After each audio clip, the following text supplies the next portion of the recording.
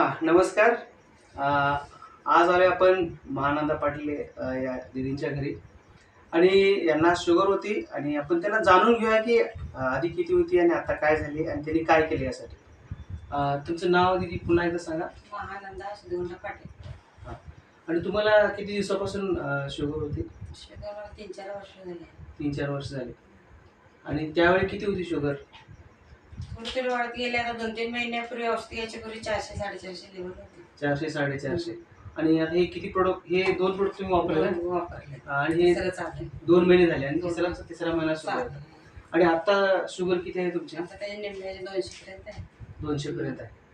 तर 2 महिने यांनी वापरून यांची शुगर 450 पासून 200 पर्यंत आलेली आहे. आणि तुम्ही खुश आहात ना या हा. प्रोडक्ट वापरून? खुश.